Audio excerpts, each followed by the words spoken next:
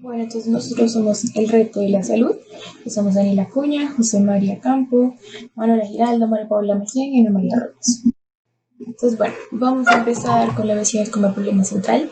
Entonces, en base al artículo Childhood Obesity Public Health Crisis Common Sense Cure, pues vamos a ver el aspecto de forma global. Entonces, bueno, en base a la historia, se veía que un niño con sobrepeso anteriormente pues indicaba un niño saludable. Esto porque era, pues, se decía que este niño podría sobrevivir a infecciones y situaciones escasas de comida. Pero bueno, a pesar de esto, la obesidad se convirtió en un problema primario de la salud de los. Entonces, en base a la epidemiología, podemos ver que las tasas han aumentado en todos los países. Tenemos, por ejemplo, podemos ver en la esquina superior izquierda a Estados Unidos, por ejemplo, que digamos niños de 6 a 11 años, entre los años 1971 y 1974 a 1999, aumentó del 4% al 13% la incidencia, que por así decirlo se multiplicó por 3, y los niños de 12 a 19 años en el mismo periodo de tiempo pasaron de 6% a 14%, lo que quiere decir como más o menos como un doble de lo que tenían antes. Y esto se ha relacionado que a mayor índice de masa corporal van a tener estos niños mayor riesgo de complicaciones. Teniendo en cuenta la epidemia afecta a una gran variedad de niños de cualquier edad, grupos étnicos o un estatus económico. Entonces, bueno, las complicaciones de la obesidad en niños. Entonces, bueno, la obesidad se considera una enfermedad multisistémica, por lo que afecta a varias partes del cuerpo. Entonces, digamos, podemos ver en la imagen de la derecha como la síntesis de todas las complicaciones. Entonces, pues acá les voy a nombrar algunas, que son la hipertensión, la dislipidemia, que es la alteración de lípidos en la sangre, la inflamación crónica, la tendencia a coagulación, la disfunción endotelial, la hiperinsulinemia, riesgos de enfermedad cardiovascular, donde se encuentra el síndrome de resistencia a la insulina. También se ha relacionado la aterosclerosis asintomática y también el aumento de riesgo de muerte por enfermedad isquémica cardíaca. Por otro lado, la diabetes tipo 2 es muy importante y se atribuye en la gran mayoría a la epidemia de la obesidad pediátrica, donde podemos tener secuelas macrovasculares como enfermedad cardíaca, ACV, que es accidente cerebrovascular, y amputación de extremidades. Por otro lado, también tenemos otras secuelas microvasculares, que son la falla renal y la ceguera. También podemos ver complicaciones pulmonares, como la apnea del sueño, que se refiere cuando un niño está durmiendo y se levanta sin aire, que eso se relaciona mucho con la obesidad. También podemos ver el asma y la intolerancia al ejercicio. Es importante resaltar esa intolerancia al ejercicio. ¿Por qué? Porque digamos, si un niño quisiera hacer ejercicio para bajar de peso, al tener esa intolerancia al ejercicio, pues no va a poder hacerlo y tampoco va a poder bajar de peso. Entonces, lo que va a aumentar también pues más la obesidad. Entonces, es importante resaltar esto. En los psicosociales, pues estos niños van a sufrir de estereotipos. ¿Qué tipo de estereotipos? Entonces, por ejemplo, se ha relacionado que los niños con obesidad los piensan como son niños no saludables, que no rinden académicamente, que no socializan, que no son higiénicos y que son perezosos. Y esto va a afectar a los niños, donde pueden estos niños generar depresión, también se vuelven más solitarios, se ha visto que se vuelven más nerviosos y además lo más importante es que algunos suelen tener comportamientos de alto riesgo que pues no deberían tener.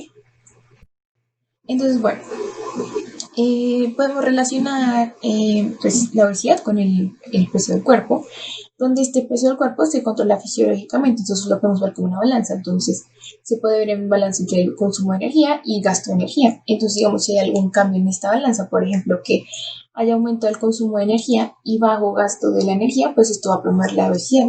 Entonces podemos ver en factores genéticos que hay mutación de la leptina, que es una hormona que controla la proporción entre la masa del cuerpo y grasa. Entonces es importante mantenerla controlada. La insulina, pues que controla la glucosa. Y pues tenemos síndromes asociados como el Prader-Willi, el Bardet, el Bild, el Cohen y el Addison que tienen predisposición a la obesidad. Por otro lado tenemos los prenatales. Entonces a esto me refiero que, digamos, se ha relacionado que cuando una mujer está embarazada y es obesa, y también, bueno, es obesa, esto va a aumentar la transferencia de nutrientes por la placenta, alterando el apetito, el funcionamiento neuroendocrino o el metabolismo de energía del bebé, conllevando una predisposición a la obesidad antes de nacer. También en la actividad física, en este punto me refiero a que los niños les falta actividad física y también son inactivos. Entonces, pues esto me va a promover un bajo gasto de energía. Por otro lado, tenemos la dieta, que son lo que más se relaciona con exceso de carbohidratos y porciones inadecuadas. Cabe resaltar que la comida rápida ha sido un gran factor de la obesidad en niños, porque digamos esto incluye pues tanto los factores de la dieta que les mencioné y además esta comida no es nada nutritiva para los niños, entonces no aporta sino solamente aumenta más el consumo de energía y además muchas veces esta se vuelve adictiva. En factores familiares se ha relacionado también con interacciones de padres e hijos que afectan el comportamiento pues relacionado al riesgo de la obesidad. Entonces pues digamos puede haber tendencia a que la familia coma mucho o que coman mal o así. Entonces, en prevención y tratamiento tenemos las intervenciones no médicas, que es la basada en la familia en el colegio, y las médicas, que pues ya les voy a mencionar más. Entonces, la intervención basada en la familia se refiere al soporte de la familia en cuanto, pues digamos, a que mejore el estilo de vida. Entonces, pues digamos, que tenga una buena nutrición, que el niño realice ejercicio y también pues promover un buen ambiente en la casa. También tenemos la intervención basada en el colegio, que entonces es evitar la estigmatización, entonces evitar pues esos estereotipos en los niños y además promover una buena dieta porque se ha relacionado que algunos colegios bajan sus costos al reducir la calidad de su comida o implementar máquinas expendedoras, por ejemplo. Y también promover el ejercicio a través de clases de actividad física o en el recreo, promover estos espacios para que los niños tengan más actividad. Y por otro lado tenemos pues la médica, la intervención médica, que tenemos la cirugía bariátrica, que eso se relaciona más que todo en niños ya con un sobrepeso excesivo y aunque esto se relaciona con muchas complicaciones postquirúrgicas. Los fármacos también se relacionan cuando hay complicaciones, más que todo. Tenemos, bueno, por último tenemos el ambiente tóxico, donde les comenté que, bueno, últimamente el mercadeo y el advertising se van dirigidos a los niños en cuanto a la comida rápida, entonces promueven que los niños coman comida rápida, que tienen un premio si comen comida rápida, cosas así, como que la comida rápida sea el premio del niño, por ejemplo. También tenemos el aumento del sedentarismo, entonces los niños hoy en día ven mucha televisión, tienen muchos videojuegos, juegan mucho en los computadores y pues el internet pues, es importante para esto. También tenemos por bajar costos, pues los colegios y bueno, por bajar costos y también porque piensan que no es importante, quitan las clases de educación física y esto es muy importante porque es un factor que va a predisponer a la obesidad. También pues tenemos los colegios sin fondos, que es lo que les comenté, que ponen maquinarias expandedoras de bebidas y comida como gaseosas y comidas en paquete que no son muy nutritivas. Y también pues promueven la comida rápida para los almuerzos. Por otro lado, pues también tenemos que, digamos, hay padres con mucho trabajo, que pues los padres no se van a dar cuenta de esto y les dejan a los niños comida rápida pues para preparar, para que ellos preparen cuando están solos. En cuanto al contexto colombiano, presentaremos el estudio titulado Estado Nutricional Antropométrico de los Niños y Adolescentes de 17 escuelas del área rural del municipio de La Mesa, Cundinamarca, Colombia, 2012, publicado en el 2014 en la revista Salud Bosque. En cuanto a las generalidades del estudio, el objetivo fue determinar el estado nutricional de los niños y adolescentes escolares de las 17 escuelas del área rural del municipio de La Mesa, Cundinamarca, en 2012. El tipo de estudio fue observacional, descriptivo, transversal y la significancia clínica se basó en la importancia de conocer el estado nutricional de una población y la importancia en su desarrollo. Pues teniendo en cuenta que los estudios de nutrición en los escolares de las áreas rurales en Colombia son muy escasos, incluso pues sabiendo que la niñez es una población prioritaria en la cual se deben desarrollar políticas de salud pública y que pues la talla está relacionada directamente con factores ambientales y nutricionales que nos hablan muy claro acerca pues del nivel socioeconómico y el grado del desarrollo pues de un país. En cuanto a la metodología, se tomaron medidas antropométricas estandarizadas de peso y talla. Los indicadores utilizados para el análisis de los datos fueron la talla para la edad y el IMC, donde se tuvieron en cuenta los criterios de clasificación de acuerdo con los puntos de corte establecidos por la OMS para el país, para los niños y adolescentes entre los 0 y los 18 años. Participaron 17 escuelas rurales del municipio de La Mesa y para la caracterización de la población se tuvieron en cuenta criterios de inclusión y exclusión.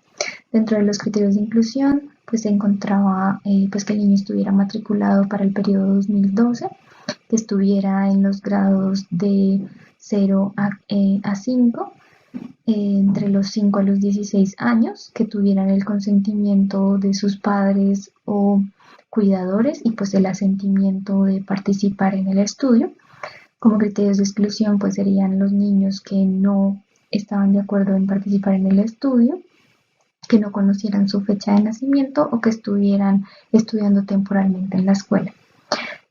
Como población de muestra se tuvo finalmente pues 411 niños y adolescentes, donde 271 eran menores de 10 años, 140 eran niños y adolescentes entre los 10 y los 17 años, el 53.5% eran hombres y el 46.5% eran mujeres. Con respecto a los resultados, pues el indicador nutricional relacionado con la talla para la edad, pues hubo un predominio en la talla adecuada para la edad con una prevalencia del 59.1%, seguido del riesgo de talla baja con una prevalencia del 30.2% y por último talla baja que fue del 10.7%. Para el indicador del índice de masa corporal se encontró que también prevaleció el adecuado IMC para la edad, con una prevalencia del 74.2% y pues hubo una prevalencia del 11.4% en el sobrepeso, lo cual fue muy similar a también el riesgo de delgadez, que fue del 11.2%.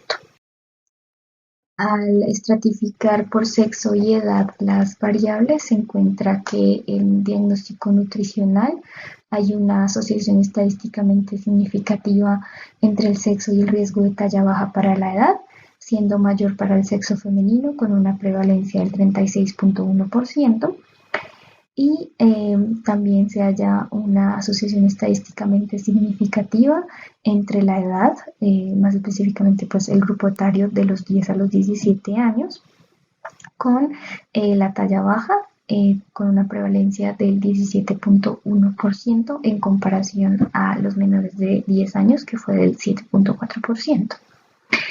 Para el IMC, al estratificar por sexo, no se hallan valores estadísticamente significativos, sin embargo es importante mencionar que sí hay una mayor prevalencia en el sobrepeso para los niños, que fue del 13.6%, y hubo una mayor prevalencia en las niñas del 2.6%. En cuanto a la edad, se encuentra que en el grupo etario de 10 a los 17 años hay una asociación estadísticamente significativa con la delgadez, la cual pues tuvo una prevalencia de 2.9% en comparación a los menores de 10 años, que fue del 0.4%. Aunque no fue estadísticamente significativo, también es importante mencionar que hubo una prevalencia mayor de sobrepeso en los niños menores de 10 años, ya que fue del 12.2%. Como discusión y conclusiones, se encuentra que el 25.2% de la población escolar estudiada tenía problemas en su estado nutricional. Se encuentra que hay una prevalencia del 30.2% para riesgo de talla baja, seguido por una prevalencia del 11.4% en el sobrepeso y del 11.2% para riesgo de delgadez.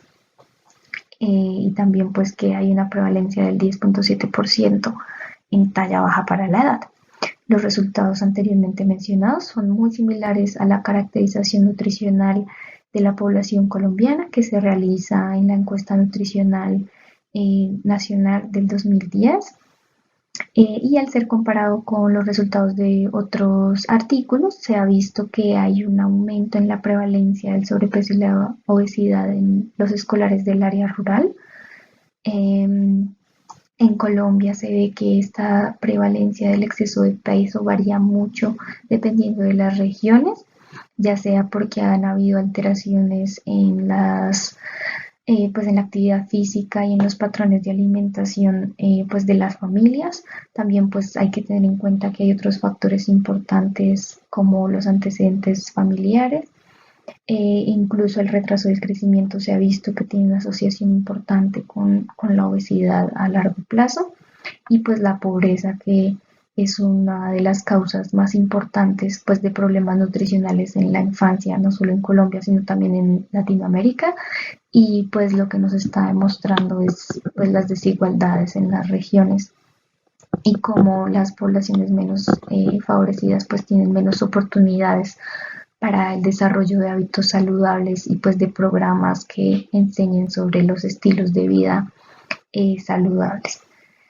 Se puede concluir pues que en esta población hay problemas de malnutrición tanto por déficit como por exceso, y sería interesante investigar más acerca de los determinantes sociales pues del problema nutricional en esta población, ya que al ser un estudio pues descriptivo observacional no pudo ahondar mucho en estas causas.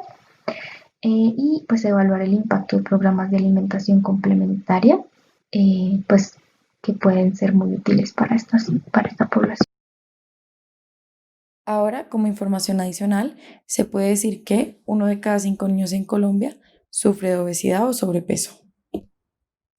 Y esto se debe a los malos hábitos alimenticios de los padres, pues estos inciden bastante en la vida y salud de sus hijos, dado que los niños no son los que eligen por sí solos, sino que ellos adoptan estos mismos hábitos de sus padres porque los ven como enseñanzas.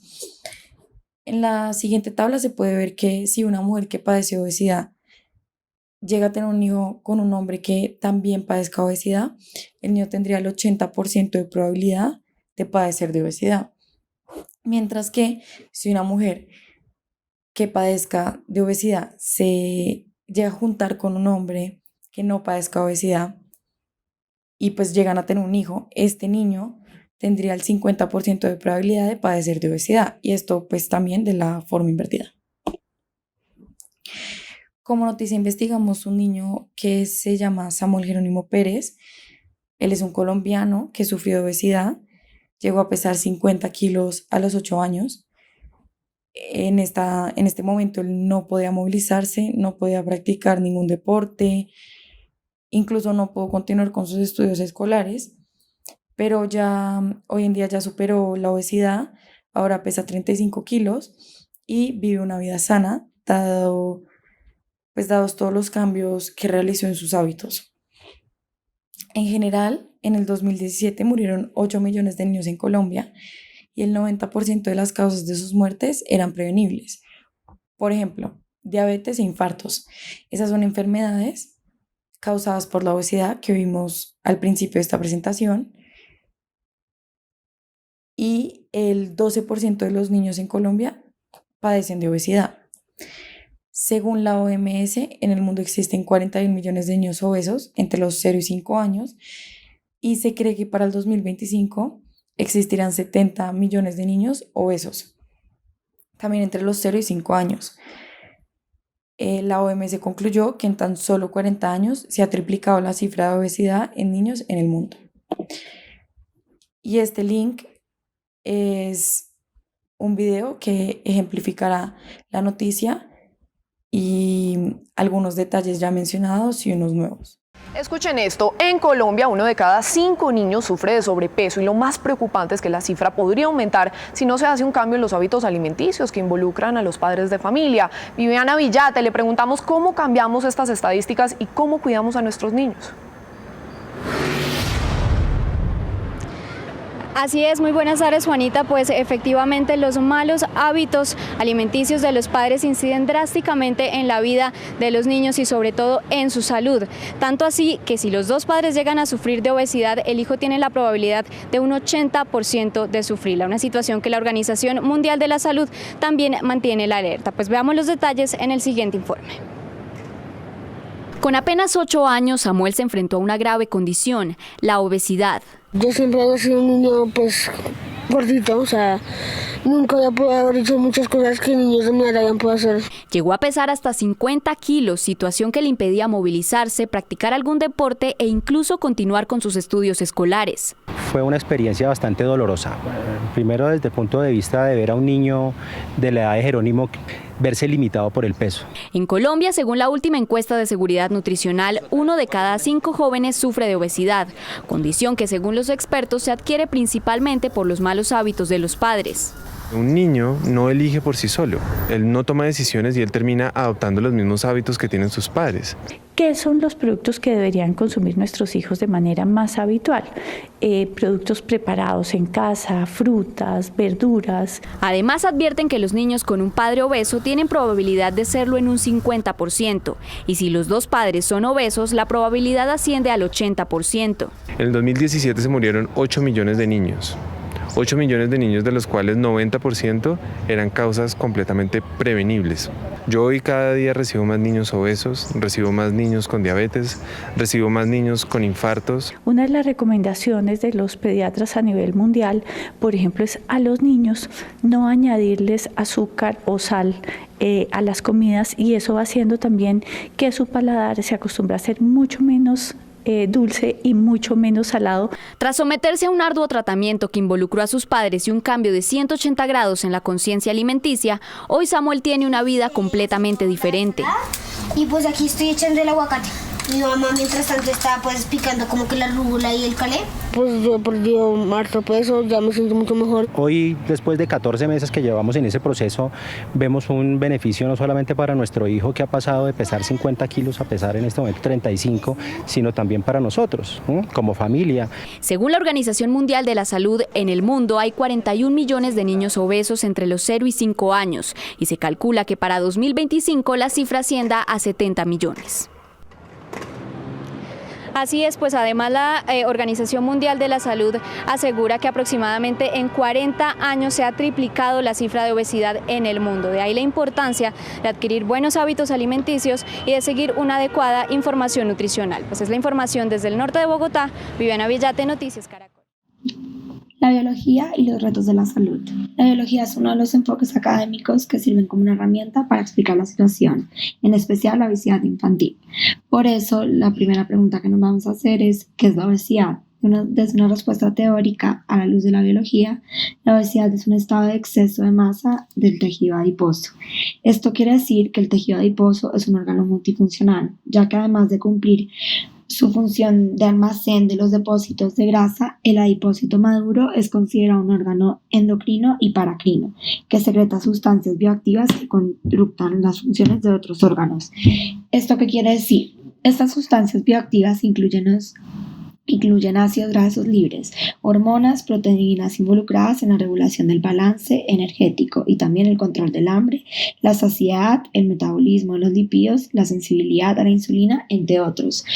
Todas estas son características que pueden llegar a sufrir las personas con obesidad. Por ejemplo, cuando se es muy sensible a la insulina, se puede llevar a que la persona tenga factores para ser más propenso a la obesidad. Ahora bien, la biología también nos sirve para explicar la obesidad desde otras perspectivas, no solo desde el proceso biológico que sucede en nuestros cuerpos. Es decir, la obesidad desde la biología se puede ver desde dos factores, el entorno y la herencia. Primero que todo, la herencia. ¿Qué significa esto? Que entonces una de las preguntas que debemos hacernos es cómo y qué heredamos de nuestros ancestros y familiares. ¿Qué es esto que nos predispone a padecer de esta enfermedad? ¿Por qué nos preguntamos esto? Porque desde la biología se puede ver que los seres humanos somos personas que traemos en nuestro cuerpo herencia de nuestros ancestros que nos pueden llegar a ser propensos a otras cosas que no todos los seres humanos son propensos. ¿Cómo así? Como se explicó en clase, nuestro ADN es algo que nos podemos cambiar. Así quisiéramos, es algo que viene en nosotros. Y dentro del ADN está la herencia. Esta es la molécula de la herencia, donde hay cosas de nuestros ancestros que son pasadas a nosotros. Esta molécula reside dentro de toda célula de todos los seres humanos, portando la información genética. Entonces, con la herencia pueden venir factores de la obesidad que nos pueden hacer más propensos a esta enfermedad que otras personas. Es decir, la obesidad no es solo un factor del entorno ni solo un factor de procesos químicos que pasan por algunos alimentos, sino que también viene con nosotros desde el momento uno que nacemos, y por eso mismo es que hay niños que son propensos a la obesidad desde que son pequeñitos. Asimismo, se debe tener en cuenta que el entorno es también un factor importante. ¿Qué quiere decir esto? Nosotros somos evolución y somos evoluciones generales, como se explicó en clase también. Y nosotros somos personas, los seres humanos, nos adaptamos, y nuestras principales adaptaciones se centran en la vida social, el aprendizaje cultural, las comunicaciones lingüísticas y el uso de herramientas. Entonces, dependiendo de mi entorno social, puedo ser más propenso a la obesidad, ya que si no me encuentro en un ambiente sano, de una buena nutrición, va a ser muy fácil caer en esta enfermedad. Por eso mismo, el entorno es tan importante para entender el proceso de los niños, no solo en la obesidad, sino en el desarrollo como tal. Por último, la obesidad infantil y juvenil es una enfermedad crónica porque perpetúa en el tiempo. La desnutrición temprana también se asocia a una insulinoresistencia y la obesidad en la vida futura. ¿Qué quiere decir con esto? Que la desnutrición temprana, como pasa en muchos sitios por falta de posibilidades, puede llevar en un futuro a una obesidad, porque como mencionamos anteriormente otra vez, valga la redundancia, la falta de nutrición lleva a que lo poquito que ingieren los niños se vuelva grasa, y esta grasa lo hace para protegerse el ser humano de su entorno. Por ende, cuando existe falta de buena alimentación, falta de un entorno familiar sano en cuanto a una buena alimentación, pero una buena dieta que no solo requiera, y eso por dieta no nos referimos a lechuga y tomate, sino nos referimos a una dieta balanceada que incurre de todos los grupos alimenticios que debemos comer los seres humanos, como son los carbohidratos, las grasas, las proteínas, etcétera.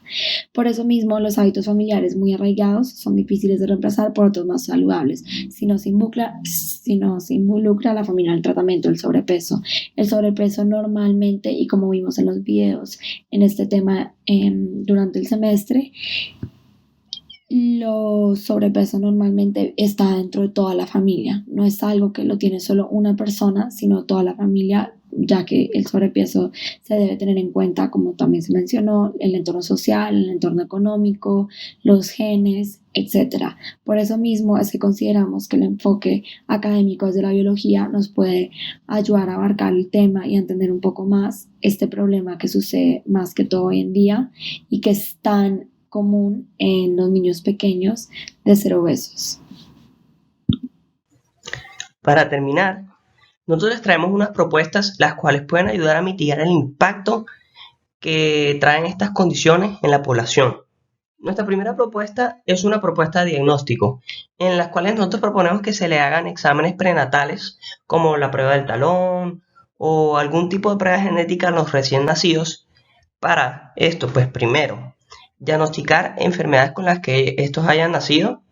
Esto ayudaría mucho en el diagnóstico de enfermedades y pues enfermedades raras que este niño pueda traer, y de esta manera pues tratarlo en las edades más etapas posibles, que hacen que también sea más fácil la corrección a un futuro, y también ayudaría pues que a largo plazo pues este niño no tenga algún tipo de afectación por esta condición con la que haya nacido y pues tenga la mejor calidad de vida posible. Y la segunda medida sería para también ver qué otras condiciones genéticas este niño es propenso a desarrollar, como puede ser en el caso de una diabetes o de un sobrepeso, que por cuestiones genéticas puede el niño ser propenso a desarrollarlas en un futuro, y sabiendo eso a edades tempranas, uno podría trabajarlo y evitar lo máximo posible pues que esto se llegase a desarrollar.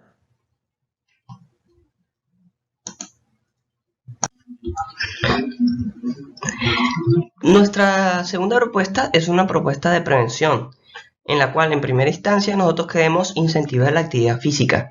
Esto con el fin de prevenir el desarrollo de el sobrepeso y de sus enfermedades relacionadas como la diabetes. También, pues como ya les hemos mencionado antes, hemos visto que cada vez más y más colegios eliminan de su currículum ese crédito deportivo. Entonces, lo que nosotros proponemos es que se vuelva a incentivar esa creación de hábitos deportivos desde edades tempranas, como en el currículum de los colegios, para que desde pequeño el niño cree un hábito deportivo y una disciplina por el deporte, para que de esta forma pues se le inculque desde pequeño y haga deporte pues a medida que va creciendo, y de esta manera se previene el desarrollo de enfermedades y condiciones como el sobrepeso. En segunda medida, nosotros proponemos una medida de nutrición, en la cual al niño desde edades tempranas se le enseña a comer bien. Esto también para desestimular el desarrollo de este tipo de enfermedades. Lo que nosotros queremos es que en el plan básico de cobertura médica al niño se le cubra citas de nutrición, que no sea simplemente visto como algo para alguien que quiera adelgazar o que quiera hacer una dieta, sino sea un tipo de nutrición para que el niño aprenda a comer bien y aprenda a comer cosas sanas y saludables. Y por último, nuestra tercera medida es el registro de progreso. Esto lo que ayuda es a que el niño pues vea, el niño y el médico pueda ver el progreso que ha tenido este niño, si ha subido de peso, si ha disminuido, si sus latidos están subiendo más de lo normal, si es diabético, llevar un control de las glicemias que está teniendo, entre otras cosas.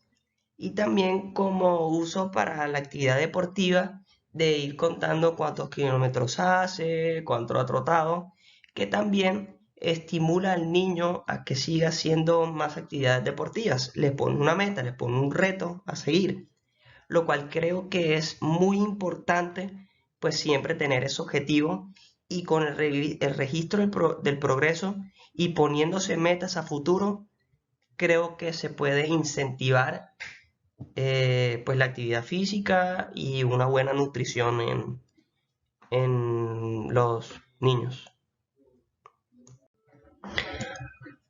Nuestra tercera propuesta es una propuesta de control, en la cual nosotros proponemos subirle los impuestos a los alimentos altos en calorías o bebidas azucaradas y bajarle los impuestos a los alimentos sanos. Esto con el fin de promover un consumo de alimentos sanos en el país. De esta manera se podría prevenir aún más también el desarrollo de estas condiciones, ya que se está desestimulando el consumo de los alimentos que las generan.